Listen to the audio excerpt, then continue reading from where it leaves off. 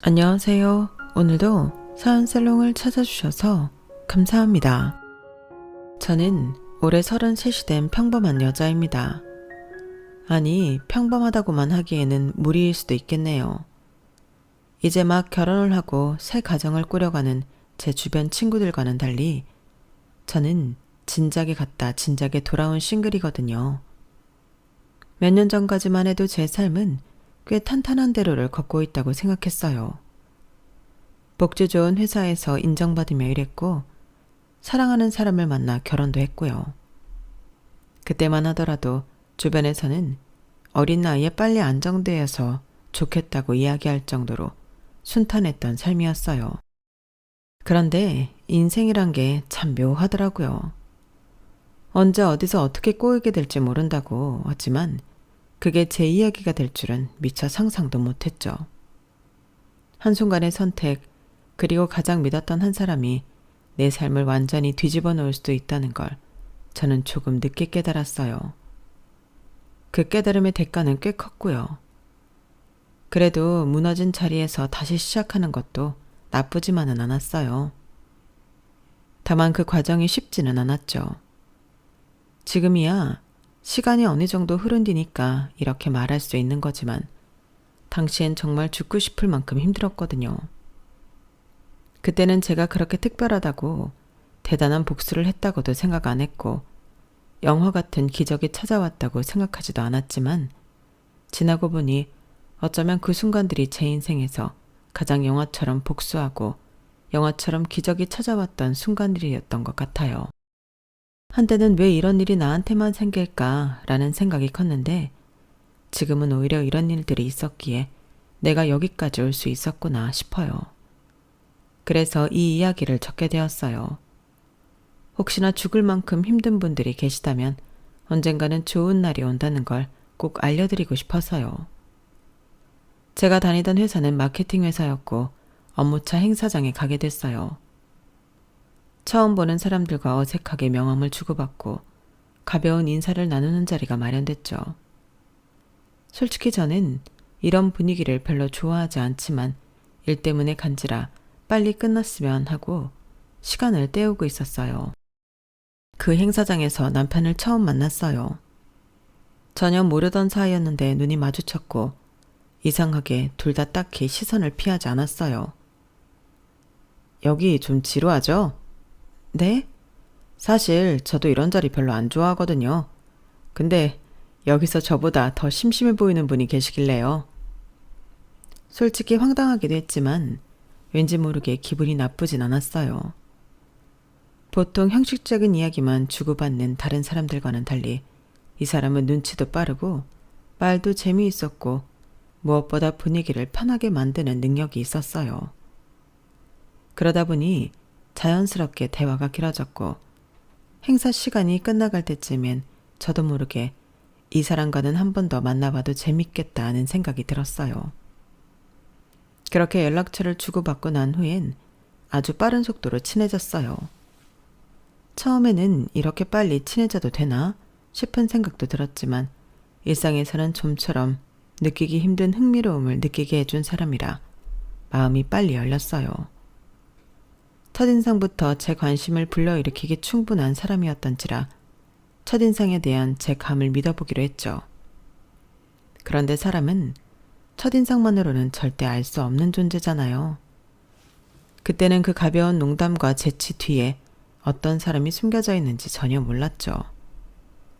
교제를 시작한 뒤엔 더 빠른 속도로 그 사람이 좋아졌어요. 그 사람도 저와 같은 마음이었는지 서로의 마음이 활활 불타오를 때 결혼을 결심했어요. 결혼? 요새는 다들 늦게 한다던데 아직 네 나이가 28밖에 안 됐는데 너무 이른 거 아니니? 에이, 이래긴요. 그리고 제가 빨리 정착하면 엄마 아빠도 한시름 덜어내시는 거 아니에요? 요즘 이렇게 괜찮은 사람 찾기 정말 힘들어요. 마음에 드는 사람 만났을 때 결혼해야죠. 그렇긴 하지만 아직 만난 지 얼마 안 된 사람하고 이렇게 급하게 결혼한다고 하니까 조금 당황스러워서. 갑작스러운 결혼 발표에 부모님도 당황스러워 하셨어요. 하지만 제 뜻을 굽히지 않자 저를 믿어주시기로 했죠. 지금 생각해보면 어찌나 죄송한지 몰라요. 어쨌든 그렇게 저는 결혼을 했어요. 주변 친구들도 다들 깜짝 놀라며 축하해줬어요. 결혼을 하고 1년 정도는 참 행복했던 것 같아요. 사랑하는 사람과 함께 산다는 건 마음의 안정을 주더라고요. 가정이라는 든든한 울타리 속에서 전체 할 일만 열심히 하며 살면 이 행복이 유지될 것으로만 믿었어요. 하지만 인생은 그리 만만하지 않았죠. 여보, 나 회사 그만뒀어. 뭐? 갑자기? 왜 무슨 일 있었어? 딱히 그런 건 아닌데 내가 계속 말했잖아. 나 못 살게 굴던 사수. 결국 승진했어. 그 인간이랑 계속 같이 일해야 된다고 생각하니까 너무 끔찍하더라고. 뭐? 그래서 그만뒀다는 거야? 당신도 알잖아. 내가 그 인간 때문에 얼마나 힘들었는지. 다른 사람도 아니고 그 인간이 승진한 이상 내가 그 회사에 발붙이고 있어봐야 얼마 못 버텨. 또 죽어라 나만 갈굴 거 아냐. 더러운 꼴 보기 전에 내 발로 나오는 게 낫지. 그렇다고 그렇게 홧김에 나와버리면 어떡해. 천천히 이직 준비를 하면서 때를 봐야지. 아우, 우린 애도 없는데 뭐 어때. 당신도 회사 잘 다니고 있는데 당분간만 신세 좀 지면 되지. 어차피 내가 정신과 다녀서 치료비 나오면 그게 그거야. 당시 말도 안 되는 논리로 회사를 관뒀다는 남편을 보면서 등골이 서늘해졌던 기억이 나네요. 그렇게 대책 없고 감정적으로 구는 모습은 이전까지 알던 모습과는 전혀 다른 모습이라 그저 입이 떡 벌어지고 머릿속이 멍해졌어요. 알겠어. 그럼 남은 한 달 동안이라도 이직 공부하면서 다녀. 조금이라도 빨리 이직하면 마음 편하잖아. 오늘이 마지막 출근이었는데? 뭐? 원래 관둬도 한 달 정도는 더 다니잖아. 한 달 전에 이미 관둔다고 말했고 오늘이 마지막 출근이었어. 뭐라고? 그렇게 중요한 걸 왜 이제서야 나한테 말해? 당신이 미리 알아봤자 지금 같은 소리밖에 더 하겠어? 나도 머리 아파. 누군 관두고 싶어서 관두냐고. 적반하장도 그런 적반하장이 없더라고요.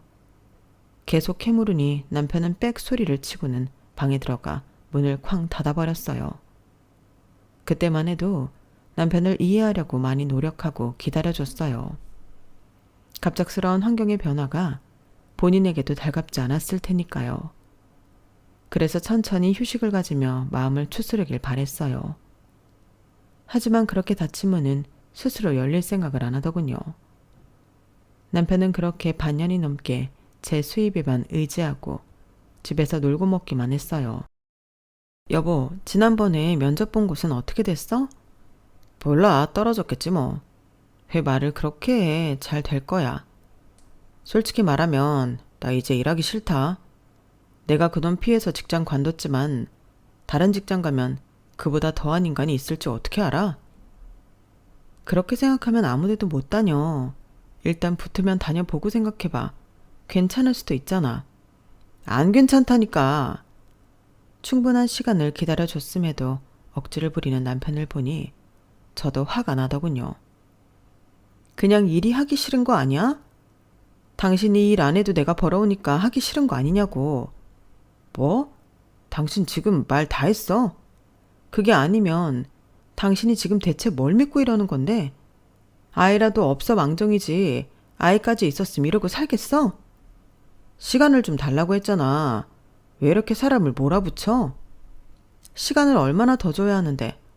당신 집에서 아무것도 안 하고 먹고 논 지 벌써 반년이 넘었어. 시간 금방 가는 건 몰라? 이러다 1년이 간다고. 그래, 알았어. 더럽고 치사해져. 내가 취직한다. 그렇게 남편과 대판 싸우고 부부 사이에는 냉정기가 찾아왔어요. 해도 너무한다는 생각이 들다 보니 저도 남편을 더 이상 고운 눈으로 보기 힘들었고 남편 역시 싸우고 난 뒤 제 눈치가 보이긴 하는지 뭔가 일을 하려고 돌아다니긴 하더라고요. 영업직 일을 하던 사람이라 가끔 주변 지인들을 통해 단기 영업일이 들어오기라도 하기 시작했지만 그걸 제대로 된 수입이라고 하긴 좀 어려웠어요. 그래도 예전에 비하면 장족의 발전인지라 더 이상은 닥달하지 않았어요. 적어도 제 월급에서 용돈을 타가지는 않을 정도가 됐으니까요. 남편이 그렇게 일을 시작하고 나니 부부 사이에 쌓여있던 갈등은 조금 누그러들었어요. 당신 그래도 일 시작해서 그런지 요즘 얼굴이 좋아 보이네. 그래? 다행이네. 아무래도 영업일 하려면 외모도 신경 써야 하니까. 집에 있을 때보단 괜찮아 보이나 보다. 그렇게 조금씩 단절됐던 대화를 하면서 남편과 사이가 나아졌다고 믿었어요. 그러던 어느 날 회사에 있는데 남편에게 전화가 오더라고요. 여보, 내 친구 준호 알지? 알지. 준호 씨는 왜? 준호가 급하게 돈이 필요하다고 해서 혹시 2천만 원만 좀 빌려줄 수 있어? 뭐? 2천만 원? 갑자기 그 큰 돈을 어떻게 빌려줘? 무슨 일인데? 자세한 건 말 못하는데 당장 안 갚으면 큰일 난다나 봐. 나도 빌려주고 싶은데 우리 적금 같은 건 당신이 다 관리하니까. 준호 나랑 제일 친한 친구잖아. 도와주면 안 돼? 아니 무슨 일인지도 모르는데 어떻게 도와줘. 우리도 도와주려면 예적금 깨서 도와줘야 하는 상황인데 최소한 뭐 때문인지는 알아야지. 말하기 곤란한 상황인 것 같은데 어떻게 물어봐? 그럴 분위기 아니야. 그럼 나도 못 도와줘.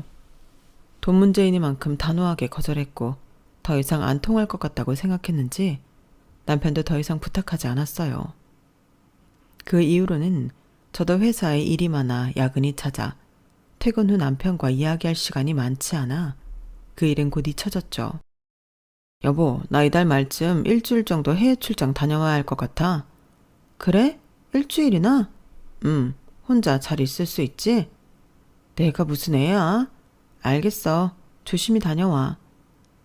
남편이 무역회사에서 단기 영업일을 하고 있던 시기라 무역 박람회 출장이라고 하니 이해가 됐어요.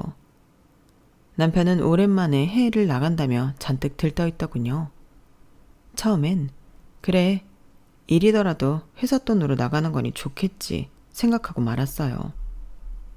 그런데 남편이 떠나기 하루 전 아침 일찍 공항에 나가야 해서 일찍 잠든 남편의 핸드폰에서 이상한 연락을 발견했어요. 그럼 내일 봐 오빠. 오빠랑 해외여행 너무 기대된다. 그 문자를 본 순간 정말 피가 거꾸로 솟아 역류한다는 게 무슨 느낌인지 실감했어요. 남편의 핸드폰 비밀번호를 쳐서 열어서 대화 내용을 쭉 보니 두 사람 사이에 주고받은 호텔 예약 내역, 비행 예약 내역 등이 올라와 있었어요. 싱가포르 무역 박람회에 참석하다던 남편은 싱가포르 마리나베이 샌즈 호텔을 예약해놓고 어디서 굴러들어온지 모를 불륜녀와 여행 계획을 세워놨더군요. 당장 남편의 머리채라도 잡고 싶은 마음을 참고 전 차분하게 증거를 다 수입했어요. 그리고 다음날 남편이 준비를 마치고 나가는 뒤를 밟아 불륜녀를 만나는 현장을 덮쳐 영상 촬영과 녹음까지 했죠. 여보, 당신이 어떻게? 나한테 2천만 원 빌려달라더니 이러려고 빌려달라 한 거였나 보지? 여보, 그런 게 아니라. 아니긴 뭐가 아니야. 이대로 순순히 날 속이고 이 여자랑 여행 갈 수 있을 줄 알았어? 꿈 깨. 전 두 사람의 머리채를 잡아다 보는 눈도 많은 공항에서 보란듯이 한 바퀴씩 돌려줬어요. 사람들은 웅성거리며 모여들기 시작했고 둘은 부끄러운 건 아는지 고개를 들지 못했어요. 저는 비행기가 뜨는 시간까지 두 사람을 붙잡고 가만두지 않았어요. 이 사실을 알게 된 양가는 발칵 뒤집어졌어요. 아니, 강서방, 그렇게 안 봤는데 어쩜 사람이 그래? 당장 내 딸이랑 이혼하게. 소식을 듣고 달려온 저희 친정 부모님께 남편은 시원하게 뺨을 얻어맞았고 저는 짐을 싸서 친정으로 갔어요. 그리고 이혼 절차를 밟았죠. 하지만 남편은 하루가 멀다 하고 친정까지 찾아와 빌었어요. 여보, 내가 잠깐 눈이 돌아서 그랬어. 남자들이 살다 보면 한 번씩 실수하는 거 알잖아. 한 번만 봐주면 안 될까? 결론적으로는 안 갔잖아. 안 갔으면 네가 핀 바람이 없던 일이 되니? 더 이상 꼴 보기 싫으니까 친정 근처에 얼쩡거리지 마. 매번 찾아오는 남편을 문전박대하는 것도 쉬운 일이 아니더군요. 잘못을 저질러 놓고 어찌나 불쌍한 척 구는지 볼 때마다 속이 역해서 죽는 줄 알았어요. 남편과 바람핀 여자에 대해 알아보니 같이 단기 영업직을 하던 남편보다 훨씬 어린 사원이더라고요. 전 당장 남편과 바람핀 여자의 신상을 그 회사에 알리고 두 사람의 계약을 해지시켜버렸어요. 그런데 며칠 뒤 어이없는 일이 생겼어요. 카드 결제일이 되어 평소처럼 카드 명세서를 확인하는데 순간 숨이 멎을 뻔했죠. 카드론 출금 2천만 원이 찍혀 있었어요. 나는 대출을 받은 적이 없는데 이게 뭐지? 순간 손이 떨렸어요. 피싱 수법인가? 별 생각이 다 들었죠. 정신없이 카드사 앱을 열어서 대출 내역을 확인했어요. 그런데 정말로 대출이 실행된 게 맞더라고요. 내 카드에서 내 이름으로 빌린 돈이었어요. 그제야 며칠 전 바빠서 안 읽고 넘겼던 카드사 문자가 떠올랐어요. 당장 카드사 고객센터에 전화를 걸었어요. 제가 카드론을 신청한 적이 없는데 대출이 실행됐어요. 고객님, 확인해 보겠습니다. 신청은 모바일 앱을 통해 직접 진행되었고 본인 인증도 정상적으로 완료되었습니다. 전 그날 아무것도 신청한 적 없어요. 본인 명의로 진행된 대출이라서 고객님께서 신청하신 게 맞는데요. 순간 머릿속이 하얘졌어요. 설마 하면서도 너무 황당하고 화가 나고 믿기지 않았죠. 그리고 곧 카드사에서 추가로 확인해준 내용에 할 말을 잃었어요. 대출금 2천만 원은 신청 직후 강민성님 계좌로 이체되었습니다. 그 계좌는 남편 계좌였어요. 그제야 모든 게 퍼즐처럼 맞춰졌어요. 한참 야근으로 피곤했던 시기 남편이 내 핸드폰을 이용해서 내 명의로 카드론을 신청했고 그 돈을 자기 계좌로 보낸 거였어요. 대출금이 들어간 날이 언제인지 확인해보니 며칠 전이더군요. 남편의 바람을 확인했던 순간 이보다 더 차가워질 수는 없다고 생각했던 심장이 다시 얼어붙었어요. 3년이라는 길다면 길고 짧다면 짧은 시간 동안 이런 인간을 믿고 살아온 날들이 코미디처럼 느껴졌죠. 정당장 남편에게 전화를 걸어 고래고래 소리를 쳤어요. 네가 인간이야? 이 나쁜 놈아. 어떻게 사람을 이렇게 철저하게 배신을 해? 여보, 그러니까 내가 얘기했잖아. 이러지 말고 우리 다시 잘해보자고. 나한테 한 번만 더 기회를 주면 열심히 일해서 그 2천만 원 다 갚고 당신 행복하게 해줄게. 나도 이번 일로 정말 반성 많이 했어. 제가 그 사실을 알게 되었다는 걸 알자 남편은 무서워서 벌벌 떨기는커녕 그걸 빌미로 저를 붙잡으려고 하더군요. 저와는 정말 생각하는 방식 자체가 다른 사람이었어요. 남편의 지속적인 괴롭힘으로 친정 식구들과 함께 이사를 가고 나니 남편은 이젠 회사까지 찾아왔어요. 그 모습을 보고 있으니 어쩔 수 없이 언성이 높아졌고 그러다 보니 회사에 제 사적인 이야기가 소문이 났죠. 이 대리, 괜찮아? 대리님, 저 인간 어디 신고라도 해야 하는 거 아니에요? 제가 해드릴까요? 회사 사람들도 저를 걱정해주기 시작했고 솔직히 말하면 이쯤 되니 저도 경찰에 신고하고 싶더라고요. 하지만 괜히 그랬다가 무슨 일이라도 나면 어쩌나 싶어 관뒀어요. 제 사정을 알게 된 회사 경비분께서 남편이 오면 제가 나오기 전에 멀리 쫓아내 주셔서 감사할 뿐이었죠. 제가 잘못한 건 아니지만 회사에 제 개인적인 치부가 드러나고 남편은 매일같이 회사에 와 행패를 부리니 회사도 더 못 다니겠더라고요. 몸도 마음도 지쳤고 남편으로부터 영영 멀어지고 싶었어요. 그러던 중 남편이 제대로 된 회사 영업팀에 취직했다는 소식이 들려왔어요. 남편은 본인 직장이 안정되면 제 생각이 바뀔 줄 알았는지 또 저를 찾아왔더라고요. 여보, 나 이제 진짜 괜찮은 회사에 다녀. 그러니까 우리 다시 시작하자. 내가 돈도 갚을게. 진짜 몇 번을 말해야 알아듣니? 난 당신이랑 잘해볼 생각 없다고. 바람 때문만이 아니야. 당신 같은 인간을 내 평생 반려자라고 생각하고 결혼했던 내가 너무 싫어서 더 이상은 당신이랑 못 살겠다고. 내가 이제 호강시켜 준다니까 그러네. 사람이 실수를 좀 할 수도 있지. 좀 봐주면 안 돼? 한 번만 더 오면 경찰에 신고할 거야. 또 회사 앞에서 한바탕 싸움을 하고 집에 돌아가는 길이었어요. 마침 친한 친구가 전화가 와서 방금 있었던 일을 이야기하며 하소연을 했죠. 세상이 뭐 이래? 난 매일매일 힘든데 어떻게 저딴 인간한테는 좋은 일이 생길 수가 있어? 잠깐만 지훈아, 나 좋은 생각이 났어. 이건 네 남편한테 좋은 일이 아니라 오히려 너한테 좋은 일일 수도 있겠는데? 그게 무슨 말이야. 저 인간 취직한 게 나랑 무슨 상관이라고. 네 남편 잃을 게 없어서 더 무서운 인간이었잖아. 너는 상대적으로 잃을 게 많으니까 자꾸만 찾아와서 괴롭힌 거고. 근데 이제 남편도 드디어 취직해서 안정적인 직장을 가진 거니 그게 얼마나 소중하게 느껴지겠어? 그걸 빌미로 너한테 앞으로 더 엉겨붙을 모양인데 넌 그걸 역이용하면 되잖아. 역이용? 이제 막 취직했으니 얼마나 중요한 시기겠어. 지금 네가 원하는 조건으로 순순히 이혼해주지 않으면 남편이 바람핀 사실과 이혼해주지 않고 널 괴롭히고 있는 사실을 회사 게시판에 올리겠다고 해. 너 증거도 많잖아. 카톡이며 영상이며. 어머 그러네. 왜 그 생각을 못했지? 정말 좋은 생각이었어요. 확실히 잃을 게 없던 남편과 잃을 게 생긴 남편의 태도는 다르더군요. 내가 원하는 대로 이혼 안 해주면 당신 겨우 다시 자리 잡은 직장에서 나오게 해줄게.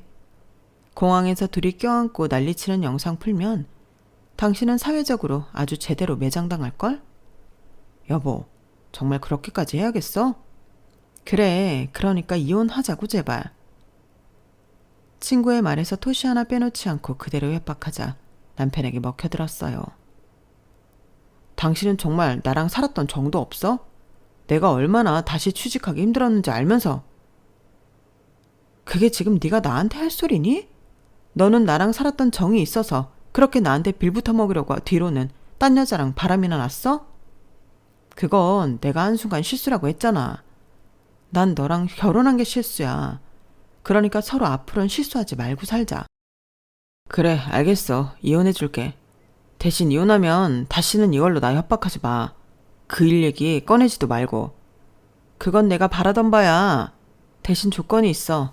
당신이 싼 똥은 당신이 치워야지. 대출금 2천만 원 당신이 갚아.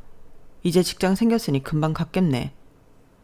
남편은 영 못마땅한 얼굴이었지만 얼마 만에 겨우 취직한 직장이 소중하긴 했는지 제가 원하는 대로 합의를 봐줬어요. 그렇게 전쟁 같았던 이혼 과정을 거치고 나니 뭔가 마음이 너무 지쳐 있었어요. 너무나 바랬던 일인데 막상 정말 이루어지고 나니 공허하기도 하고 무기력해지기도 하더라고요. 제 이혼 소식을 듣자 회사 사람들은 정말 한마음으로 기뻐해줬지만 이상하게도 그 모습을 보는 게 좋지만은 않더라고요. 일도 손에 잘 안 잡히고 사람들 시선도 신경 쓰여서 결국에는 일을 좀 쉬어야겠다 싶었어요. 지금 생각해보면 전 그때 약간의 우울증을 앓고 있었던 게 아닌가 싶어요. 일을 관두고 나서 한참을 힘들어하며 다시 일어서지 못했거든요. 그렇게 애정있게 하던 일도 이혼이라는 큰 일을 누구보다 구질구질한 과정을 통해 겪고 나니 인생 자체에 회의가 들었어요. 결혼 소식을 알렸을 때 주변 친구들이 걱정 반, 부러움 반으로 바라보던 시선과 응원의 말들이 기억에 남아 절 괴롭혔어요. 주변 누구보다 빨리 결혼했고 그만큼 남들보다 더 빨리 인생의 반려자를 만나 몇 걸음 앞서 있다고 생각했던 건 저만의 착각이었다는 걸 깨달았죠. 앞서가기는커녕 급하게 가려다 넘어져 코가 깨진 기분이 들었어요. 더 큰 사고가 나기 전에 미리 넘어졌다고 생각하며 마음을 추스리려고 했지만 생각보다 쉽지는 않더라고요. 요즘 이혼 흔하다고는 하지만 그게 결코 말처럼 쉬운 일은 아니구나 생각했어요. 단순히 이혼하고 그 사람과 헤어졌다고 끝이 아니라 그 이후에도 과거의 저와 끊임없이 이별을 해야 하는 과정이 남아 있었어요. 그렇게 힘들어하던 중 오랜만에 대학 시절 알고 지내던 후배에게 연락이 왔어요. 선배 저예요, 영훈이. 소식 들었어요. 잘 지내고 계신가 싶어서 연락했어요. 어머 영훈아, 이게 얼마만이야? 목소리 들으니까 너무 반갑네. 나는 뭐 이야기 들었다시피 그냥 그렇게 살아. 아니, 솔직히 말하면 아직 조금 힘들기는 해. 그럴 것 같아서 연락드렸어요. 선배 예전부터 마음이 약하셨잖아요. 그 말을 들으니 묘하게 위안이 되더라고요. 늘 스스로를 강하고 똑부러진다고만 생각했던 저였는데 누군가 제 내면의 약한 모습을 봐주고 있었다고 생각하니 이상하게 안심이 되는 기분이 들었어요. 그런가? 이제 정신 좀 차려야 하는데 이혼만 하면 다 괜찮아질 줄 알았는데 꽤나 충격이 컸나 봐. 그럼 오랜만에 저랑 차 한잔 하실래요? 제가 맛있는 것도 사드리고 좋은 곳에도 데려가 드릴게요. 정말? 너 바쁘지 않아? 아버지가 물려주신 식당 한다면서. 나도 소식 들었어. 바빠도 선배랑 식사할 시간은 있죠. 오랜만에 같이 식사해요. 그럼 나야 좋지. 그럼 곧 보자. 그렇게 아주 오랜만에 옛 후배를 만나게 됐어요. 그 후배는 학교 다닐 때부터 꽤 유명했던 친구인데 서글서글한 성격에 훈훈한 외모까지 갖추고 있어 주변에서 다들 좋아하던 친구였어요. 게다가 조부모님께서 이름만 들어도 다 아는 모 요식업계 대표셔서 미래까지 창창한 친구였죠. 요새도 새로 창업한 고깃집을 운영하느라고 눈코 뜰 새 없이 바쁜 모양이었어요. 선배, 다름이 아니라요. 요즘 선배가 일을 안 하고 계신다고 해서 혹시 우리 가게 좀 도와주실 수 있을까 해서요. 뭐? 내가? 선배가 마케팅 쪽 일을 그렇게 잘하신다면서요? 며칠 동안 저희 가게에 있으면서 주로 오시는 손님들 니즈를 파악해서 거기에 맞게 마케팅 전략을 좀 짜주셨으면 좋겠어요.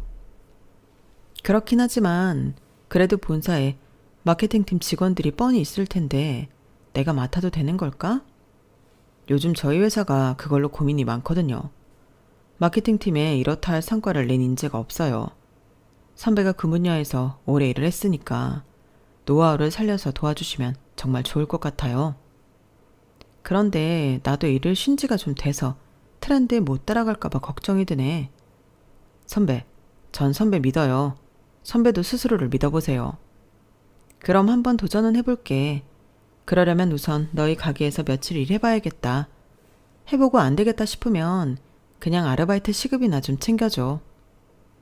고민 끝에 수락하자 후배는 눈에 띄게 기뻐했어요. 그것만 챙겨드리겠어요? 선배는 제가 특별하게 챙겨야죠. 그렇게 저는 후배네 가게에서 일을 하게 됐어요. 일을 하는 김에 제대로 배워보고 싶어서 처음으로 식당 일을 해보게 됐어요. 고되긴 했지만 매일 과거에 사로잡혀 고통받던 전과 비하면 훨씬 낫더라고요. 몸을 쉴 새 없이 움직이니 안 좋은 생각을 할 틈도 없었어요. 자연히 생각하는 게 조금 건강해졌고요.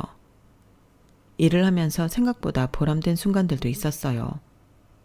점장도 해결하지 못하고 있던 클레임도 순발력을 발휘해 해결했고 본사 부대표님도 저를 보고 싶다며 몰래 방문하셨을 때도 제가 일하는 모습을 보고 마음에 들어 하셨죠. 그런 작은 뿌듯함들이 모이니 하는 일에 열정이 생기더라고요. 그래서 최대한 주변의 상권과 자주 오는 고객들의 특징을 분석해서 이 가게에 맞는 전략을 만들었어요. 손님들과 직접 소통하고 남는 음식들을 보며 메뉴판을 수정하고 세트 메뉴 구성 아이디어도 냈죠. 그러다 보니 제가 일하기 시작한 달부터 서서히 매출이 오르기 시작했어요. 우리 손자가 사람 보는 눈이 있네. 그런데 자네는 마케팅에만 소질이 있는 게 아니라 매장 운영에도 능력이 출중한 것 같은데 매장을 운영해 볼 생각은 없나? 말씀은 너무 감사하지만 직접적으로 운영을 해본 경험은 처음이라 잘 해낼 수 있을지 모르겠어요. 여기서는 점장님 도움도 많이 받았거든요. 그래도 괜찮다면 이번에 신규 오픈할 가게를 한번 맡겨보고 싶은데 어떻게 생각하나? 선배, 이건 정말 좋은 기회예요. 한번 해보시면 어때요? 제가 보기엔 선배 정말 잘할 것 같은데. 절 좋게 봐주신 후배의 부모님이자 이 요식업 회사의 사장님께서 새로 오픈하는 가게를 저에게 맡기시겠다고 하셨어요. 후배의 응원에 힘입어 저는 새로운 일에 도전하기로 했어요. 마케팅 일로 돌아가는 방법도 있었지만 몸을 움직이고 직접 매장을 뛰면서 사람들과 소통하면서 하는 일이 생각보다 잘 맞았거든요. 그렇게 한동안은 오픈 준비로 바빴어요. 가족들도 제가 생활에 활력을 찾은 모습을 보고 기뻐했죠. 아휴, 네가 힘들어하는 모습 보면서 도와주지도 못하고 어찌나 가슴이 아프던지. 그래도 열심히 살다 보니 이렇게 또 좋은 날이 오잖니. 널 믿고 맡겨준 만큼 열심히 해서 좋은 성과가 나오면 좋겠구나. 그 후배도 참 고맙네. 이렇게 어려울 때 잊지 않고 찾아주고 손까지 내밀어주니. 그러게요. 학교 다닐 때도 정말 사람들이 좋아하던 친구였는데 이렇게 저와 또 인연이 될 줄은 몰랐어요. 그 친구는 혹시 만나는 사람은 없고? 없다고 하던데요. 왜요? 소개시켜줄 사람 있으세요? 아니, 그게 아니라 혹시 너한테 마음이 있어서 이렇게 도와주는 건가 싶기도 해서. 네? 아우, 엄마, 양심도 없이 저처럼 갔다 온 사람을 누가 반긴다고요. 그냥 예전에 조금 친하게 지냈어서 생각이 난 거겠죠. 아, 그렇지? 부모 마음이 이렇다. 그냥 난 이제 네가 좋은 사람 만나 행복했으면 싶어서. 한번 이렇게 되고 나니까 사람 만나고 싶은 생각도 안 들어요. 그냥 지금 이대로가 딱 좋아요. 저 이제 괜찮으니까 너무 걱정 마세요, 엄마. 부모님께서는 내심 저와 후배 사이가 잘 되길 바라시는 눈치였지만 저는 생각조차 않고 있었어요. 애초에 학창시절부터 인기도 많은 친구였고 외모도 집안도 성격도 뭐 하나 빠지는 곳 없는 친구가 저 같은 이혼녀와 잘 될 거라곤 아무도 생각조차 안 하는 게 당연했죠. 그러던 어느 날이었어요. 사람 인생이라는 게 참 우스운 게 어떤 사람과는 아무리 마주치려 해도 엮이지 않는데 정작 절대 다시 보고 싶지 않은 사람은 생각지도 못한 순간에 나타나더라고요. 그날은 이상하게 사람이 많아서 홀이며 주방이며 정신없이 뛰어다니며 지시를 내리고 있었어요. 그런데 그 정신없는 와중에도 불쾌할 정도로 익숙한 목소리 하나가 들려오더라고요. 어? 뭐야? 진짜 당신 맞네? 목소리만 들어도 속이 뒤집힐 것 같은 게 제 전남편이더라고요. 언제부터 와 있었는지 친구들인지 회사 동료들인지와 함께 앉아서는 비웃는 얼굴로 절 보고 있었어요. 뭐야? 나랑 이혼하고 소식이 끊겨서 어떻게 사는지 궁금했는데 언제는 나한테 뭘 했더라? 일 좀 하라 그랬나? 그랬던 사람이 왜 이런 데서 이러고 있어? 다니던 회사 그만뒀다는 소린 들었는데 그렇게 진취적이던 사람이 여기서 알바나 하고 있는 모습을 보니까 내 마음이 좀 그렇네. 그동안 무슨 일이 있었던 거야? 당신한테 그런 소리 들을 이유 없는데 내가 어떻게 살고 있든 당신이랑 무슨 상관이야? 당신이랑 이혼하고 난 더 잘 살고 있으니까 신경 꺼. 지금 당신 모습을 봐. 그게 잘 살고 있는 거야? 정말 그렇게 생각해? 차라리 나랑 살고 있을 땐 번듯한 직장이라도 있었지. 아무리 지금 혼자 지내고 있다고 해도 고깃집 알바가 뭐야? 시급 10,000원은 줘? 아, 하긴 알바 중에는 고깃집 알바가 제일 힘들고 돈도 많이 번다곤 하더라. 힘들지? 그러게 나랑 살 때 잘하지 그랬어. 더 주문할 거 아니면 말 걸지 말지. 이거 영업방해인데? 야, 너무 무섭게 그러지 마. 그래도 예전엔 남편이었는데 좀 반갑게 인사도 해주고 그래라. 나도 한땐 당신 참 미웠는데 그래도 앞치마 두르고 뛰어다니고 있는 모습을 보니 인생이 참 그렇네. 당신도 여기 와서 술 한잔해. 우리가 살게. 전 남편이 갑자기 벌떡 일어나 제 손을 잡아 끌었어요. 왜 이래? 이거 놔. 왜? 오랜만에 한잔 하자니까. 옛날 생각나고 좋잖아. 그때였어요. 누군가 제 손목을 잡고 있는 전 남편의 손을 강하게 잡고 뿌리쳤어요. 왜 이러시죠? 바이저님, 이 사람 진상 손님이에요? 제 손을 빼내준 건 다름 아닌 후배였어요. 뭐? 바이저? 아직은 점장 일을 열심히 하고 있던지라 갑작스럽게 점장보다 한 단계 높은 직급으로 부르는 것에 살짝 당황하고 있는데 후배가 제 어깨를 감쌌어요. 저희 바이저님한테 무슨 볼 일이신지 아는 사이세요? 내가 이 사람 전 남편인데요. 당신은 누군데? 아, 저는 이 회사 대표이사인데요. 바 이자님과는 만나고 있는 사이라서요. 전 남편분 이야기 많이 들었습니다. 바 이자님 등골 쏙 빼먹고 몰래 카드비까지 지게 한 것도 모자라서 바람까지 피셨다는 그분이시군요. 뭐야? 야, 진짜야? 네가 한 말이랑은 전혀 다르잖아. 전 남편 옆에 앉아있던 일행들이 웅성거리기 시작했어요. 제가 바 이자님 많이 좋아했거든요. 그런데 결혼하고 고생한다는 소식만 들려와서 참 마음이 아팠었는데 이렇게라도 바 이자님 놓쳐주셔서 참 감사합니다. 제가 대신 바 이자님 행복하게 해드릴게요. 이 회사도 저희 할아버지 회사거든요. 바 이자님이 힘들게 사는 것처럼 보이신다면 착각이니 걱정 마세요. 직접 그렇게 뛰지 말라고 했는데도 바 이자님이 원해서 이렇게 일하고 계신 거니까요. 후배 영훈이의 말에 저 남편은 뒷목을 잡고 쓰러지기 일보 직전이더군요. 뭐라고? 이 회사 대표이사? 이렇게 새파랗게 어린 놈이? 뭔 고깃집 알바생 같은 놈이 어디다 대고 거짓말이야. 하긴 제가 워낙 어려 보여서 못 믿으시겠죠? 여기요, 제 명함입니다. 이러면 믿으시겠어요? 후배는 명함을 넘겨줬어요. 그걸 본 전 남편의 얼굴이 새파랗게 질렸어요. 말 삼가해 주시죠. 저희가 진상 손님한테는 엄격해서요. 조용히 남은 음식이나 즐기고 돌아가시는 게 서로에게 좋을 것 같습니다. 가시죠, 바 이자님. 뭐야? 저 자식이? 야, 참아. 네가 잘못했네, 임마. 흥분해서 날뛰려는 전 남편은 일행들이 붙잡아 말렸고 저는 영훈이의 손에 이끌려 나왔어요. 아깐 고마워. 그렇게까지 안 해도 됐었는데 이렇게 빚만 져서 어쩌지? 빚이라뇨. 전 다 진심이었는데요. 뭐라고? 누나 조금 더 경험 쌓으시면 바로 아버지께서 슈퍼바이저까지 올려주실 생각이에요. 누나 그 정도 능력 돼요. 그리고 누나만 괜찮다면 저 누나랑 만나보고 싶어요. 오래 좋아했거든요. 내가 불쌍해서 그러는 거면 괜찮아. 갑자기 그렇게까지 무리할 필요 없어. 제가 동정심 때문에 무리할 사람으로 보이세요? 그건 아니지만 학교 다닐 땐 누나가 늘 애인이 있어서 대시를 못했을 뿐이에요. 저한테도 관심이 없어 보이셨고 그건 네가 너무 인기도 많고 나 같은 사람이랑은 어울리지 않는다고 생각해서였어. 그럼 제가 남자로서 괜찮다는 소리세요? 그거야 당연히 너무 괜찮아서 문제였지. 사실 영훈이는 학교에 다닐 때부터 모두의 동경의 대상이었지만 이렇게 어려울 때 도움을 받다 보니 저도 모르게 의지가 되고 호감이 생길 수밖에 없었어요.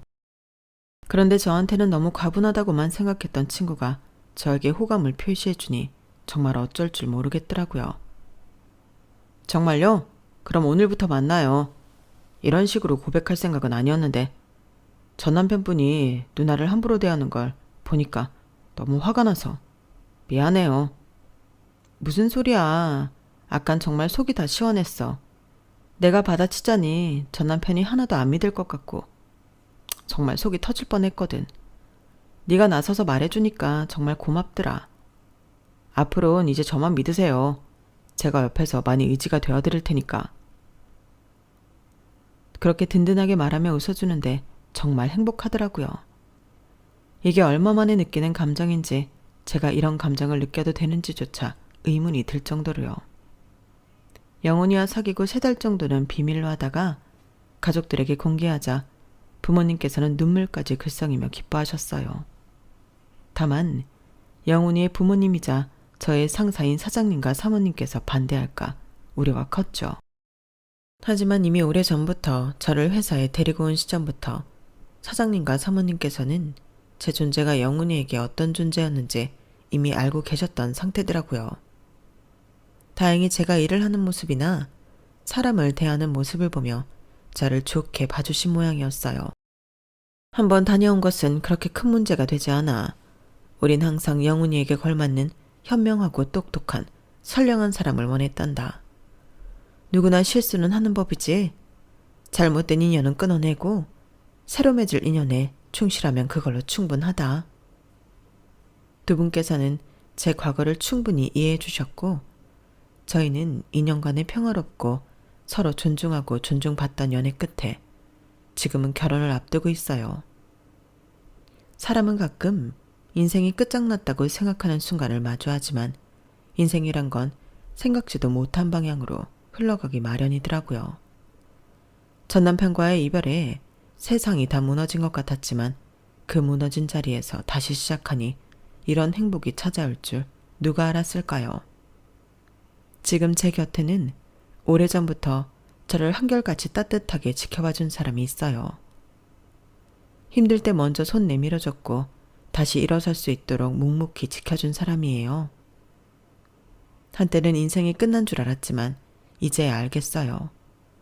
그건 끝이 아니라 더 좋은 시작을 위한 과정이었다는 걸요. 여러분도 제 이야기를 통해 힘을 얻으시길 바래요. 제 이야기는 여기까지예요. 우리 오늘도 행복하게 살아보아요. 여러분, 사연 댓글에 응원과 현명한 조언 부탁드려요. 좋아요, 구독은 저에게 큰 힘이 됩니다. 오늘도 좋은 일 가득하세요.